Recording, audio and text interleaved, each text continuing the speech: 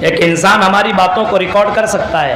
آج سے پہلے 2-4 سال پہلے، پچھلے سال جو ہم نے یہاں پہ تقریر کی ہے، گوریوں کی تقریر موجود ہے.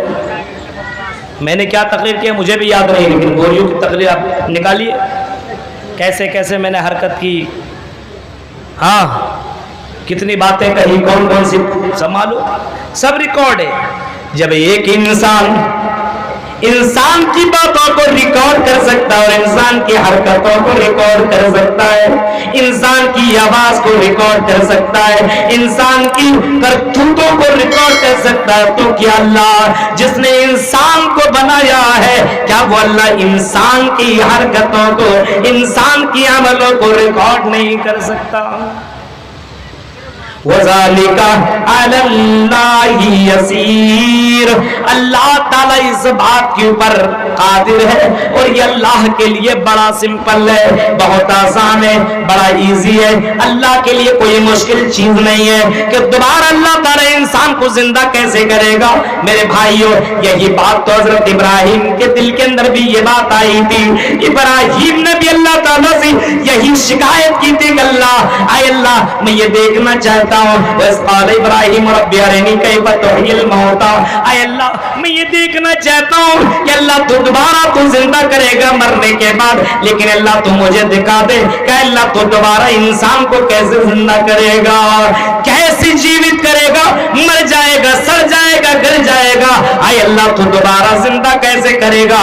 اللہ نے اپنے اس نبی کو دنیا میں دکھا بھی دیا.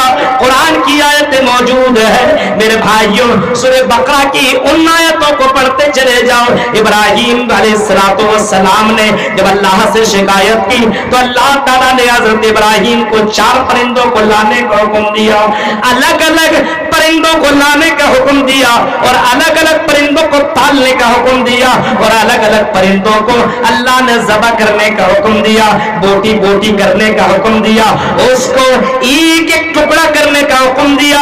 اور جب حضرت ابراہیم نے ان پرندوں کو ٹکڑے ٹکڑے کر دیا، بوٹی بوٹی کر ڈالا، تو اللہ تعالیٰ نے حضرت ابراہیم سے کہا، اے ابراہیم ان تمام پرندوں کی بوٹیوں کو ملا دو اور الگ الگ پہاڑ کے اندر رکھ دو. حضرت ابراہیم کو بھی معلوم نہیں ہے یہ بوٹی کس کی ہے، ان کو کیا معلوم، اس پہاڑ میں رکھا، اس میں رکھا، اس میں رکھا، اس میں رکھا. اللہ کہتا ہے اے میری بندی ابراہیم اب تم ایک ایک پرندہ کو بلاتے جاؤ، کبوتر کو پالا تو کبوتر کو بلاؤ، تم نے اور کسی اور پرندے کو پالا تو اس کو بلاؤ، ایک ایک پرندہ کا نام لو. حضرت ابراہیم نے ایک پرندہ کا نام لیا، آئی کبوتر، مثال کے طور پر بتا رہا ہوں، یہ حدیث میں نہیں، کبوتر پالا، کیا پالا، 4 پرندوں کو پالا، لیکن حضرت ابراہیم نے ایک پرندہ کا نام لیا، آئی فلاں پرندہ آ جا. حضرت ابراہیم دیکھتے جیسے پکارا، اللہ کی حکم سے اس پرندے کے جو بوٹیاں اور اس کے جسم کے الگ الگ بوٹی الگ الگ پہاڑوں کے اندر رکھے ہوئے تھے، حضرت ابراہیم کی آنکھوں کے سامنے آ کر کے ملنے لگے. ہاں پیر بننے لگا، جسم بننے لگا اور اسی طریقے سے سر بننے لگا، اور دیکھتے ہی دیکھتے وہ پرندے کا شکل بن گیا، وہ کبوتر بن گیا، یا جو پرندہ کا نام لیا تھا وہ پرندہ بن گیا. میرے بھائیوں اسی طریقے سے 4 پرندوں کا نام لیا، ایک ایک پرندہ آتا گیا اور ابراہیم علیہ السلام کے سامنے وہ پرندہ اپنی اصلی شکل کے اندر برقرار ہو گیا.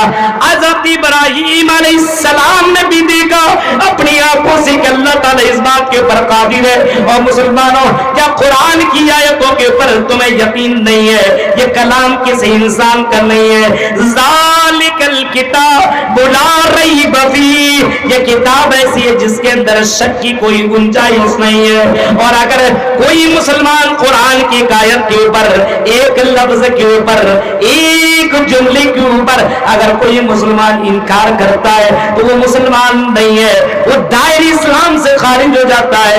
میرے پیارے ساتھیوں ذرا تصور کرو، جب اللہ تبارک و تعالیٰ دوبارہ ہم سب کو زندہ کرنے کے اوپر قادر ہے تو اے مسلمانوں چوری چماری اتنی زیادہ کیوں؟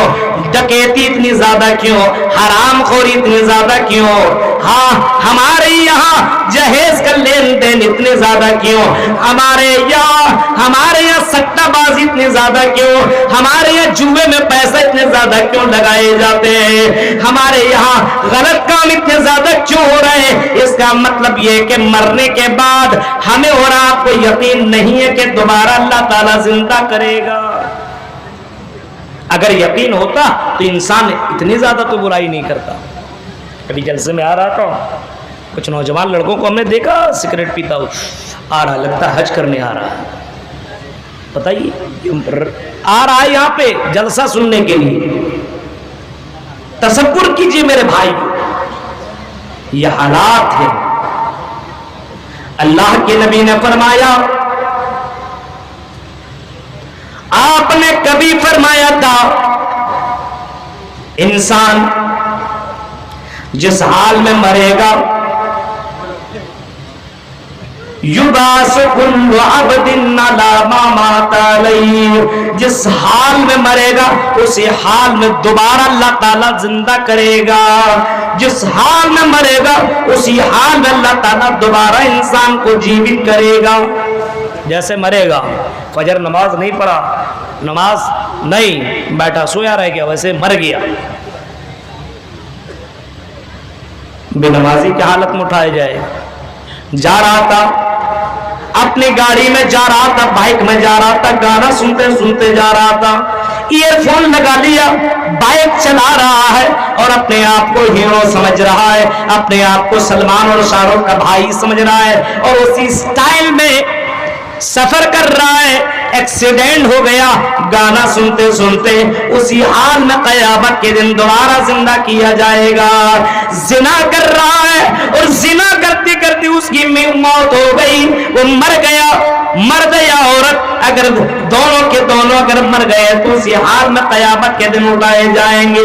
اللہ کے نبی صلی اللہ علیہ وسلم کے پاس ایک مسئلہ لایا گیا, فرمایا اللہ کے نبی کے سامنے یہ کہا گیا کہ اللہ کے نبی فلاں آدمی, یہ دیکھیے یہ جا رہا تھا عمرہ کرنے کے لیے, بیت اللہ کی زیارت کرنے کے لیے, اور تلبیہ پکارتی بھی جا رہا تھا, لبیک اللہم لبیک لبیک لبیک لا شریک لک لبیک ان الحمد والنعمت لک والملک لا شریک لک. اے اللہ میں حاضر ہوں حاضر ہوں. یہ تلبیہ پکارتے ہوئے جا رہا تھا, لیکن اے اللہ کے نبی یہ بندہ اپنی سواری سے گرا اور یہ بندہ مر گیا, انتقال کر گیا. اب اس کا کیا مسئلہ ہے؟ نہلایا جائے, کفن دفن کیا جائے, ہاں کفن پہنایا جائے, کیا کیا جائے؟ آپ نے فرمایا اس کو نہلانے کی ضرورت نہیں, اس کو کفن پہنانے کی ضرورت نہیں ہے. فَإِنَّهُ يُبْعَثُ يَوْمَ الْقِيَامَةِ مُلَبِّيًا. ہاں او لوگوں یاد رکھنا, اسی حال میں کل قیامت کے دن یہ بندہ اٹھایا جائے گا تلبیہ پکارتے ہوئے, یہ لبیک لبیک اللہم لبیک لبیک لا شریک لک لبیک, یہ تلبیہ پکارتے ہوئے یہ بندہ قیامت کے دن اٹھایا جائے گا. ہمیں اور آپ کو سوچنا چاہیے, ہمیں اور آپ کو سوچنا چاہیے, ہر مسلمان کو سوچنا چاہیے کب مر جائیں, اور یہ سوچنا چاہیے پاک ہے کہ ناپاک, نماز پڑھے ہیں کہ نہیں, ہاں آج ہم نے اللہ کی عبادت کی ہے کہ نہیں کی ہے, ہم نے کسی کا دل تو نہیں دکھایا ہے, ہم نے کسی سے دشمنی تو نہیں کی ہے, ہم نے کسی کو تو ستایا نہیں ہے, ہم نے کسی کو تو مارا نہیں ہے, ہم نے کسی کی زمین کے اوپر ناجائز طور پر قبضہ تو نہیں کیا ہے, ہم نے کوئی حرام مال تو نہیں کمایا ہے. میرے پیارے ساتھیوں, انسان کو سوچنا چاہیے اور غور و فکر کرنا چاہیے. حضرت عمر فاروق رضی اللہ تعالیٰ عنہ اکثر کہا کرتے تھے, ہاں حاسبو انفسکم قبل ان تحاسبو، اے لوگو اپنا محاسبہ کرتے رہو، اپنا حساب کرتے رہو، اپنے آپ کو چیکنگ کرتے رہو، اپنے آپ کو ٹیسٹ کرتے رہو، اپنے آپ کو چیک کرتے رہو، محاسبہ کرتے رہو، اس سے پہلے کہ تیرا محاسبہ کیا جائے، اس سے پہلے کہ تیرا حساب و کتاب کیا جائے، ہر دن اپنے آپ کا حساب کیا کرتے رہو کہ اگر آج میری موت ہو گئی تو میں جنت میں جاؤں گا کہ جہنم کے اندر جاؤں گا، میری نیکیاں زیادہ ہے کہ میری برائیاں زیادہ ہے۔ ہر مرد ہر روز امیر ہو یا جاہل، امیر ہو یا غریب، عالم ہو یا جاہل، ہر کسی کو سوچنا چاہیے اگر میں آج مر جاؤں تو جنت میں جاؤں گا کہ جہنم کے اندر جاؤں گا۔ آج ہمارے یہاں اسی چیز کی تو کمی ہے، غور و فکر نہیں۔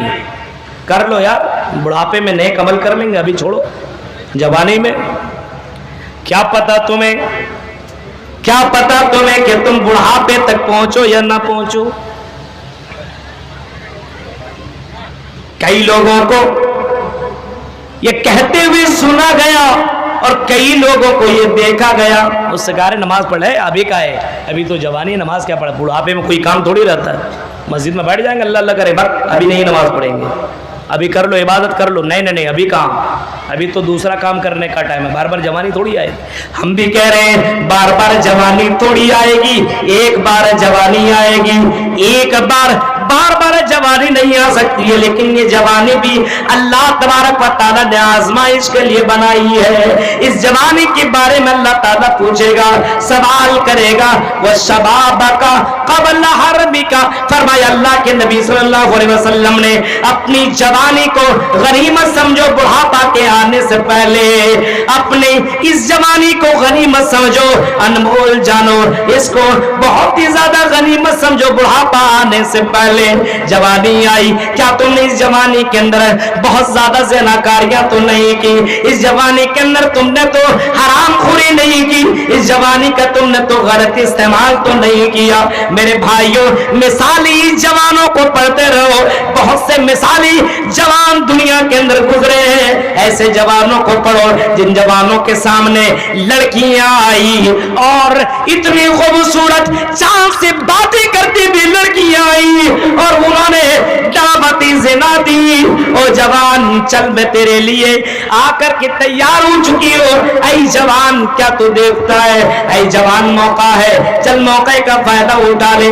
لیکن جوانی اس نے یہ نہیں سوچا جوانی بار بار نہیں آئے گی، چلو ہم اس لڑکی کے ساتھ انجوائے کر لیں، یہ تو چاند سے باتیں کرتی ہے، یہ تو مس ورلڈ ہے، یہ تو اتنی خوبصورت ہے، چلو بار بار موقع نہیں ملے گا۔ جواب میں جوان کہتا ہے انی اخاف اللہ، میں اللہ سے ڈرتا ہوں، میں اپنی جوانی کا غلط استعمال نہیں کر سکتا ہوں۔ میں بھی تو یہی کہہ رہا ہوں کہ جوانی ایک ہی بار آئے گی، بار بار تھوڑی آئے گی، اسی میں تو آزمائش ہے، بڑھاپے میں کیا آزمائش ہے؟ ہاں، ابھی آپ کی آنکھیں ابھی مجھے یہاں سے وہاں تک دکھائی دے رہا ہے، ابھی میں اتنا دور تک دیکھ سکتا ہوں، لیکن ہمارے بہت سے دادا ہوں گے، بزرگ ہوں گے جو وہاں سے مجھے دیکھ بھی نہیں پا رہے ہوں گے، سنائی بھی ان کو اتنی اچھی طریقے سے آ نہیں رہی ہوگی۔ میرے بھائیوں، ابھی آزمائش ہے کہ تم اپنی نگاہوں کا صحیح استعمال کر رہے ہو کہ نہیں، اپنی نظروں کا صحیح استعمال کرتے ہو کہ نہیں، اپنے کانوں کا صحیح استعمال کرتے ہو کہ نہیں۔ ابھی تو آزمائش ہے، بڑھاپے میں ان آنکھوں کی کیا آزمائش ہوگی، بڑھاپے میں جب دکھائی نہ دے تو وہ موبائل میں کیا دیکھے، جب کان کے اندر سنائی نہ دے تو وہ گانا کیا سنے۔ میرے پیارے ساتھیوں، ہم بھی تو یہی کہہ رہے ہیں، جوانی تو ایک بار ملے گی، بار بار نہیں۔ ثم انکم بعد ذلک لمیتون ثم انکم یوم القیامت تبعثون، قیامت کے دن تمہیں دوبارہ زندہ کیا جائے گا۔ حضرت ہمارے فاروق نے اسی وجہ سے لوگوں سے کہا کہ لوگوں وزنوا انفسکم قبل قبل ان توزنوا، اے لوگوں تم کو اس سے پہلے کہ تم کو وزن کیا جائے اپنے آپ کو وزن کر لو، اپنے آپ کو تول لو، تیرا ایمان کتنا مضبوط ہے۔ کہیں لڑکیوں کے چکر میں تو اپنے ایمان کو بیچ نہیں رہا ہے، کہیں لڑکیوں کی خوبصورتی میں کہیں تم اپنے ایمان کا سودا تو نہیں کر رہا ہے، کہیں پیسے کی چمک دمک کے اندر تو اپنے ایمان کو بیچ تو نہیں رہا ہے، کہیں سٹے بازی میں پیسہ تو نہیں لگا رہا ہے، کہیں جوا تو نہیں کھیل رہا ہے، کہیں IPL میں تو ٹیم لگا کر کے تو سٹے بازی تو نہیں کر رہا ہے، کہیں تو حرام خوری تو نہیں کر رہا ہے۔ تیرے ایمان کا تیرے ایمان کا امتحان ہو رہا ہے۔ ہاں اللہ تبارک و تعالیٰ تمہیں آزما رہا ہے میرے پیارے ساتھیوں۔ اسی وجہ سے اللہ حضرت عمر فاروق کہا کرتے تھے اپنے آپ کو وزن کرتے رہو اس سے پہلے کہ تم کو وزن کیا جائے۔ آج ہمارا ایمان کہاں اتنا مضبوط ہے؟ 20,000 روپیہ رکھ کر کے یہاں سے چلے جاؤ، کتنی تقریریں سننے کے بعد صبح میں آ کر کے دیکھیے یہاں سے وہ پیسہ غائب، اور آپ اعلان بھی کرواؤ کس نے پایا ہے، پتہ چلے گا فرشتہ لے گیا، تھوڑی انسان اٹھایا ہے، نہیں بتائے گا آدمی۔ میرے پیارے ساتھیوں غور کرو، اللہ کے اوپر جیسا ایمان ہونا چاہیے ویسا ایمان نہیں، اللہ کے اوپر جیسا توکل ہونا چاہیے ویسا توکل نہیں، اللہ کے اوپر جیسا بھروسہ ہونا چاہیے ویسا بھروسہ نہیں۔ مرنے کی بعد کی زندگی جو آنے والی زندگی ہے آخرت ہے، اس کے اوپر جیسا یقین ہونا چاہیے ویسا یقین نہیں ہے، ہمیں اور آپ کو یقین نہیں ہے۔ اسی وجہ سے ہمارے سماج کے نوجوانوں کو دیکھ کے اپنی منمانی کی مرضی کے مطابق اپنی منمانی زندگی گزار رہا ہے، من کیا تو نماز پڑھ لیا، من نہیں کیا تو نماز نہ پڑھی، ہاں من کیا تو کرتا پاجامہ ٹوپی لگا لیا، من کیا تو نہ کیا۔ میرے بھائیوں کپڑے تو چھوڑو، من کیا تو قرآن کی آیتیں سن لیا، من کیا تو گانا سن لیا، اپنے من کی مطابق زندگی کاٹ رہا ہے، اپنی بیٹیوں کو من کے مطابق زندگی گزار رہا ہے۔ بیٹی کہتے ہیں ایسا کپڑا چاہیے، ہاں ایسا چاہیے، اس نے ویسا ہی دلا دیا، اس نے اتنا بھی نہیں سوچا کہ جناب محمد رسول اللہ نے اپنے بچوں کو کس طریقے سے تربیت دینے کا حکم دیا ہے، بیٹیوں کو پالنے اور پوسنے کا کس طریقے سے اللہ تعالیٰ نے اللہ کے رسول نے بتایا ہے۔ اس نے وہ تمام چیزیں چھوڑ دی دنیا کے لیے، دنیا کے لیے۔ اسی وجہ سے اپنے آپ کو وزن کرتے رہو اس سے پہلے کہ تم کو وزن کیا جائے۔ میرے پیارے ساتھیوں آج جوانوں کے اندر، بوڑھوں کے اندر، بزرگوں کے اندر، امیر غریب، میرے بھائیوں اتنے جلد سے ہونے کے باوجود کوئی ایمان نہیں، عقیدہ کمزور ہے۔ عقیدہ مضبوط کیجیے، حرام کے قریب مت جائیے۔ جب اللہ ایک ایک مچھلی کو 1000 کلو گوشت کھلانے کے اوپر قادر ہے تو میرے بھائیو آپ کو 2 روٹی نہیں کھلا سکتا ہے، اللہ کے اوپر یقین کیجیے اللہ کھلائے۔ کئی واقعات اس کے پتہ جانا نہیں چاہ رہا ہوں، میرا ٹائم ہو چکا ہے۔ میرے بھائیو میرے بعد ایک اور مقرر ہے اور اس کے بعد لاسٹ مقرر مولانا جگجیت صاحب بھی آنے والے ہیں۔ اس وجہ سے میرے بھائیوں آپ کے سامنے میں اپیل کرتا ہوں، گزارش کرتا ہوں کہ میرے بھائیوں غیروں کی طرح زندگی مت کاٹیے، غیروں کی طرح زندگی مت گزاریے۔ آپ کی زندگی گزارنے کا طریقہ جناب محمد رسول اللہ کے مطابق ہونا چاہیے۔